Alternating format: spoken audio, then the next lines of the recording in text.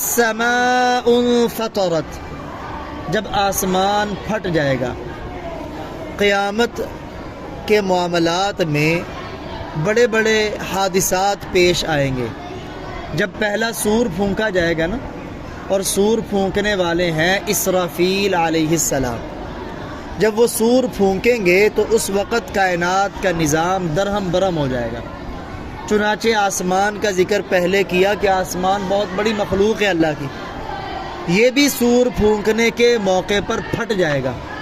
اور دوسرے مقام پہ آتا ہے کہ آسمان کھل جائے گا اور اس میں دروازے بن جائیں گے، یعنی آسمان سے آگے جو چیزیں ہیں وہ نظر آنے لگ جائیں گی۔ وَإِذَا الْكَوَاكِبُ انتَثَرَتْ، اور جب ستارے جڑ جائیں گے، بکھر جائیں گے۔ ظاہری بات ہے جب آسمان ہی پھٹ گیا تو آسمان میں لٹکے ہوئے ستارے بھی سارے بکھر جائیں گے اور جڑ کے زمین پہ گر جائیں گے۔ اب یہ چیزیں آسمان پہ ستارے بھی ہیں، سیارے بھی ہیں، سورج بھی ہے، چاند بھی ہے، یہ گریں گے زمین پہ، اور زمین میں زیادہ ہے پانی۔ وَإِذَا الْبِحَارُ فُجِّرَتْ، اور جب سمندر ابل پڑیں گے۔ سمندر بھی اس دن، ابھی تو سمندروں کے نام ہے نا کہ یہ بحر ہند ہے، یہ بحر الکاہل ہے، درمیان میں خشکی کا فاصلہ ہے، لیکن اس دن ایسے حادثات ہوں گے کہ تمام کے تمام سمندر بھی آپس میں مل جائیں گے اور ابلنے لگیں گے، یعنی اپنی جگہ پہ نہیں رہیں گے۔ جیسے ابھی بعض مقامات پر ایسا ہے نا، ایک طرف میٹھا پانی ہے، دوسری طرف نمکین پانی ہے، وہ آپس میں ملتا نہیں، لیکن قیامت کے ہولناک واقعے کے موقع پر وہ بھی آپس میں خلط ملط ہو جائیں گے، اور سمندر بھی آگ کا منظر پیش کرے گا۔ وَإِذَا الْقُبُورُ، اور جب قبریں بُعْثِرَتْ، اکھاڑ دی جائیں گی، یعنی پہلا جب سور پھونکا جائے گا نا، دوسرے سور کے پھونکنے کے موقع پر جو بھی زمین کے اندر مردے ہوں گے وہ سارے زندہ ہو کر میدان محشر کی طرف دوڑ لگانے لگ جائیں گے۔ جو بھی زمین کے اندر چیزیں ہوں گی وہ ساری زمین باہر نکال پھینکے گی۔ اب جب مردے زمین سے نکلیں گے تو پھر کیا ہوگا؟ علمت، جان لے گا، نفس، ہر شخص، ما قدمت، جو اس نے آگے بھیجا، وأخرت، اور جو اس نے پیچھے چھوڑا۔ دو طرح کے اعمال ہیں جو انسان کرتا ہے، ایک ہے نیکی جو انسان کر لیتا ہے تو وہ گویا کہ آگے بھیج دیتا ہے، آگے کے لیے سٹور کر لیتا ہے۔ اس لیے آپ صلی اللہ علیہ وسلم نے فرمایا الدنیا مزرعۃ الآخرہ، دنیا آخرت کی کھیتی ہے، یہاں جو بو گے آخرت میں وہی کاٹو گے۔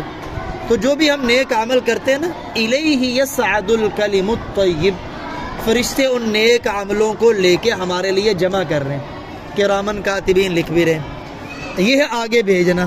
اور اگر کوئی گناہ کا کام کرے گا تو وہ بھی اس نے آگے بھیجا۔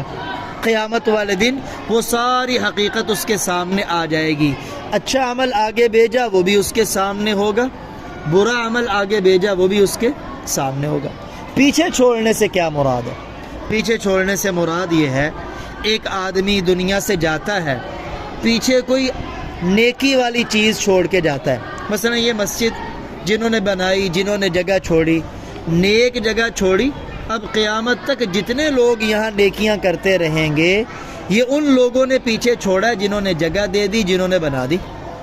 جتنے لوگ نیک اعمال کریں گے ان کے نامہ اعمال میں اس کا ثواب لکھا جائے گا۔ اور اسی طرح یعنی جو بندہ بھی، حدیث مبارکہ میں آتا ہے، جو آدمی پیچھے کوئی اچھا طریقہ چھوڑ کے جاتا ہے نا، جتنے لوگ اس اچھے طریقے پہ عمل کریں گے ان سب لوگوں کا اجر و ثواب اس اچھے طریقے چھوڑنے والے کو ملے گا۔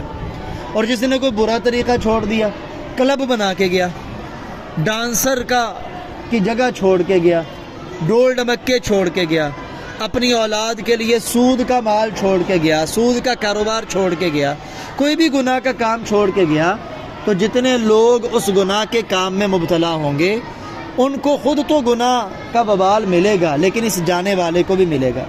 علمت، جان لے گا، نفس، ہر نفس، ہر شخص، ما قدمت، جو کچھ اس نے آگے بھیجا، وأخرت، اور جو کچھ اس نے پیچھے چھوڑا۔ یا ایھا الانسان، اب آگے اللہ تعالیٰ ڈائریکٹ انسان سے مخاطب ہے، اے انسان ما غرک، کس چیز نے تجھے دھوکہ دیا، بربک الکریم، تمہارے کریم رب کے بارے میں، کس چیز نے تمہیں دھوکے میں ڈالا تمہارے کریم رب کے بارے میں۔ سبحان اللہ، اس اللہ کا کرم ہے، الذی، جس نے خلقک، تمہیں پیدا کیا، تمہیں وجود والی نعمت دینے والی ذات اللہ کی ذات ہے، پھر فسواک، پھر تجھے ٹھیک ٹھاک کیا، درست کیا۔ کیا مطلب؟ کہ تمہارے اندر اللہ جل جلالہ نے جو صفات رکھیں، جو خصلتیں رکھیں، وہ ایک توازن کے ساتھ رکھیں۔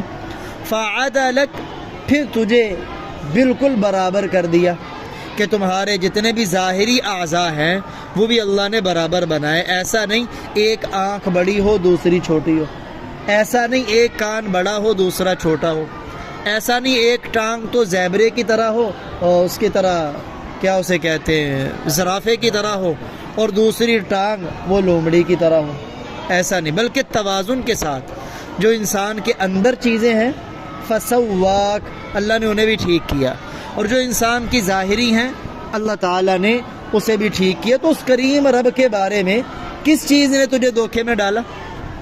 تم گناہ کرتے ہو وہ پکڑتا نہیں، تو تم کہتے ہو اللہ پکڑتا نہیں، پتہ نہیں یہ گناہ ہی نہیں، تو شیطان دھوکے میں ڈالتا کری جا، اگر گناہ ہوتا تو اللہ پکڑ لیتا۔ تم اللہ کی نافرمانیوں میں پڑ گئے، چھوڑتے ہی نہیں، حالانکہ وہ تم نافرمان ہو پھر بھی وہ تمہیں رزق دے رہا ہے۔ سورج نے کبھی تمہیں روشنی دینا چھوڑی نہیں، چاند کی روشنی تم سے ختم نہیں ہوئی، زمین نے غلہ دینا تمہیں چھوڑا نہیں، تو کس چیز نے تجھے اپنے کریم رب کے بارے میں دھوکے میں ڈالا، جس نے تجھے پیدا کیا، پھر تجھے درست کیا، پھر تجھے برابر کیا، فی ای صورت، پھر جس صورت میں چاہا، رکبک، تجھے جوڑ دیا۔ یعنی اللہ تعالیٰ چاہتے تو تمہیں گدھے کی شکل بھی دے سکتے تھے، تمہیں کسی اور جانور کی شکل بھی دے سکتے تھے، لیکن اللہ جل جلالہ نے کرم فرمایا، اپنی تمام مخلوقات میں سب سے اشرف اور اعلیٰ مخلوق کی شکل تمہیں دی۔ اور پھر دیکھیں شکل و صورت میں رنگ چند طرح کے ہیں نا، بعض گندمی رنگ کے ہیں، بعض سفید رنگ کے ہیں، بعض سیاہ رنگ کے ہیں، چند ہی رنگ ہیں انسانوں کے، لیکن پھر بھی ہر ایک آدمی دوسرے سے ملتا نہیں ہے، ہر ایک میں اللہ تعالیٰ نے فرق رکھا ہے۔ سبحان اللہ، آوازوں میں فرق ہے، ہاتھوں میں لگی لکیروں میں فرق ہے، اس لیے تو انگوٹھا لگواتے ہیں، کیونکہ ہر آدمی کے انگوٹھے کی لکیریں دوسرے آدمی کے انگوٹھے کی لکیروں سے جدا ہے۔ سبحان اللہ، وہ اللہ تعالیٰ کتنی عظیم ذات ہے۔ کلا، ہرگز نہیں، بلکہ تکذبون بالدین، تم انصاف کو جٹلاتے ہو، بالدین، دین یعنی بدلہ، کیا مطلب؟ یوم الدین، بدلے کے دن کو جٹلاتے ہو۔ یہ جو تم گناہوں کی دلدل میں پھنسے جا رہے ہو نا، اس کی وجہ یہی ہے کہ تمہارا قیامت کے اوپر یقین نہیں ہے، اللہ کی بارگاہ میں اللہ کے سامنے پیش ہونے پر تمہارا یقین نہیں ہے، حالانکہ وَإِنَّ عَلَيْكُمْ لَحَافِظِينَ، بے شک تم پر حفاظت کرنے والے مقرر ہیں۔ وہ کون ہے حفاظت کرنے والے؟ کرامن، عزت والے ہیں، کاتبین، اعمال کو لکھنے والے۔ ان کی صفات کیسی ہیں؟ یعلمون، وہ جانتے ہیں، ما تفعلون، جو تم کرتے ہو۔ دیکھیں اللہ تعالیٰ کی ذات عالم الغیب ذات ہے، ہر بندہ اللہ کی نگاہ میں ہے، اللہ کی نظر میں ہے۔ ساری مخلوق جیسے ہم ایک طرف دیکھتے ہیں نا، سامنے دیکھے تو پیچھے نہیں دیکھ سکتے، پیچھے والے نظر نہیں آتے، دائیں دیکھے تو بائیں والے نظر نہیں آتے، اوپر دیکھے تو نیچے والی چیز نظر نہیں آتی، لیکن اللہ جل جلالہ کے ہر چیز سامنے ہے، کوئی اللہ کی نظروں سے پوشیدہ نہیں، ہر ایک کی اللہ بات سن بھی رہے ہیں، عمل کو دیکھ بھی رہے ہیں، لیکن اس کے باوجود اللہ نے دو فرشتوں کی ڈیوٹی لگائی، جنہیں کرامن کاتبین کہتے ہیں، ایک دائیں کندھے پہ ایک بائیں کندھے پر، اور یہ بدلتے ہیں، عصر کے وقت دن والے چلے جاتے ہیں، شام والے آ جاتے ہیں، یعنی گویا کہ 4 فرشتے، 2 دن کے ہیں 2 رات کے ہیں، عصر کے وقت ڈیوٹی چینج ہوتی ہے اور پھر فجر کے وقت ڈیوٹی چینج ہوتی ہے۔ اب یہ فرشتے عزت والے بھی ہیں اور ہر عمل کو لکھنے والے ہیں، جو کچھ تم کرتے ہو نا یہ فرشتے جانتے ہیں، اسے نوٹ کر رہے ہیں، اب اگر یہ تو اللہ تعالیٰ نے کرم فرمایا کہ یہ فرشتے ہمیں نظر نہیں آتے، پوشیدہ ہیں، اس لیے کوئی بندہ گناہ بھی کرتا ہے نا، اسے یہی ہے مجھے کوئی نہیں دیکھ رہا، حالانکہ اس کے ساتھ کرامن کاتبین ہیں جو اسے دیکھ بھی رہے ہیں اور اس کے ہر عمل کو نوٹ بھی کر رہے ہیں۔ بلکہ حدیث مبارکہ میں آتا ہے، اللہ کے کرم نوازی دیکھیں، ایک آدمی گناہ کا ارادہ کرتا ہے، فرشتوں کو حکم لکھنا نہیں، وہ گناہ کے ارادے سے چل پڑتا ہے، فرشتوں کو حکم لکھنا نہیں، کر لیتا ہے، حکم ہے ابھی لکھنا نہیں، ہو سکتا ہے توبہ کر لے، پھر بندہ جب توبہ نہیں کرتا پھر ایک گناہ لکھا جاتا ہے۔ لیکن نیکی کا معاملہ کیسے؟ بندہ ارادہ کرتا ہے تو ایک نیکی نامہ اعمال میں درج، اگر کر لیتا ہے تو ایک نہیں، ایک کے بدلے میں 10 نیکیاں اللہ کہتے ہیں لکھو اس بندے کے بارے میں۔ تو یہ کرامن کہتے ہیں 3 موقع ایسے ہیں جن میں کرامن کاتبین بھی بندے سے جدا ہو جاتے ہیں۔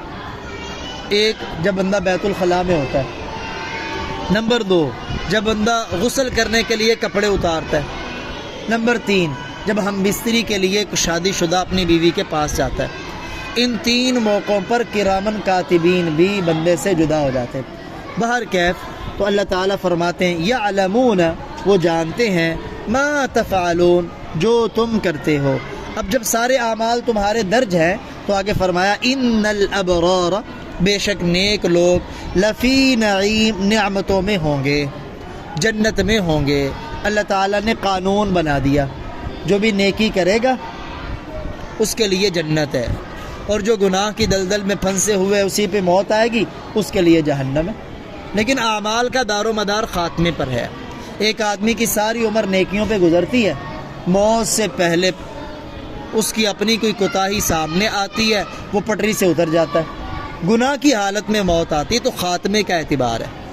لیکن خاتمہ اچھا کرنے کے لیے بندے کو ساری زندگی نیک عمل کرنے چاہیے، کیونکہ جس چیز پر بندہ زندگی گزارتا ہے نا، موت بھی اسی چیز پر آتی ہے۔ ان الابرار لفی نعیم وان الفجار، اور بے شک نافرمان لوگ، لفی جہیم، جہنم میں ہوں گے۔ کب داخل ہوں گے؟ یصلونہا، وہ جہنم میں داخل ہوں گے، یوم الدین، بدلے کے دن، قیامت کے دن جہنم میں داخل ہوں گے۔ وما هم عنها بغائبین، اور وہ اس جہنم سے رہا نہیں ہوں گے، اور وہ اس جہنم سے غیر حاضر نہیں ہوں گے۔ جیسے ہوتا ہے نا دنیا میں، کوئی پکڑا گیا تو بسا اوقات جیل کو توڑ کے بھاگ جاتا ہے، یا کسی کی سفارش چلتی ہے وہ اس کو رہائی مل جاتی ہے، یا وہ خود پیسے لگاتا ہے تو چلا جاتا ہے۔ کافروں مشرکوں کے لیے تو جہنم قید خانہ ہے ہمیشہ کے لیے، ان کے لیے کوئی رہائی نہیں۔ لیکن جو ایمان والے ہیں، جن سے کوئی کوتاہیاں ہوئیں، وہ اپنی کوتاہیوں اور گناہوں کی سزا بھگتنے کے لیے جہنم میں جائیں گے، پھر دوبارہ سزا بھگت کر ایمان والے کے لیے اللہ تعالیٰ نے جنت مقرر کی ہوئی ہے۔ وما ادراک، اب یہ کہا نا کہ نافرمان یوم الدین میں جہنم میں داخل ہوں گے، اب آگے کہا گیا وما ادراک، اور تجھے کیا معلوم، ما یوم الدین، کہ یوم الدین کیا ہے؟ قیامت کے ناموں میں سے ایک نام ہے یوم الدین۔ قیامت کے کئی نام قرآن پاک میں ذکر ہے۔ پھر آگے فرمایا پھر تمہیں کیا معلوم کہ یوم الدین کیا ہے؟ یعنی جو چیز اہم ہو نا، اس اہم چیز کے بارے میں بسا اوقات بات کو دہرایا جاتا ہے، متوجہ ہو جاؤ، کوئی معمولی چیز نہیں جس کے بارے میں اللہ فرما رہے ہیں، بہت اہم چیز ہے۔ وہ ایسا دن ہے، لا یوم، وہ ایسا دن ہے، لا تملکو، نہیں مالک ہوگا، نفس، کوئی نفس، لنفس، کسی نفس کے لیے، شیئا، کسی چیز کا۔ دنیا میں تو ایسا ہوتا ہے نا، اختیار چلتا ہے، والدین کا اولاد پر، بادشاہ کا رعایا پر، بڑے لوگوں کا چھوٹے لوگوں پر، کسی کمپنی کے مالک کا اپنے مزدوروں پر۔ لیکن قیامت کا دن ایسا ہوگا جس میں کسی کے پاس کسی کے اوپر اختیار نہیں ہوگا۔ وہاں والامر یومئذ، اور حکم اس دن اللہ ہی کا ہوگا، اور معاملہ سارا کا سارا اللہ کے ہاتھ میں ہی ہوگا۔ اللہ کے سوا کسی کے پاس قیامت کے دن کوئی معاملہ نہیں ہوگا۔ اب جس کی اللہ سے بنی ہوگی اللہ اس کا، اس کے لیے سارا کچھ، اور جس کی اللہ سے بگڑی ہوگی معاملہ خطرناک۔ سفارش کرنے والے بھی اللہ کی مرضی کے بغیر سفارش نہیں کر پائیں گے۔ جو اس چینل پر نئے ہیں اور انہوں نے ابھی تک ہمارے چینل کو سبسکرائب نہیں کیا، ان سے گزارش ہے کہ ہمارے چینل کو سبسکرائب کر لیجئے، اور اس کے ساتھ نظر آنے والے بیل کے آئیکن پہ کلک کرنا مت بھولیں، اس سے یہ ہوگا کہ جب بھی ہم کوئی نئی ویڈیو اپلوڈ کریں گے آپ کو اس کا نوٹیفیکیشن ملے گا اور آپ اس سے بھرپور فائدہ حاصل کریں گے۔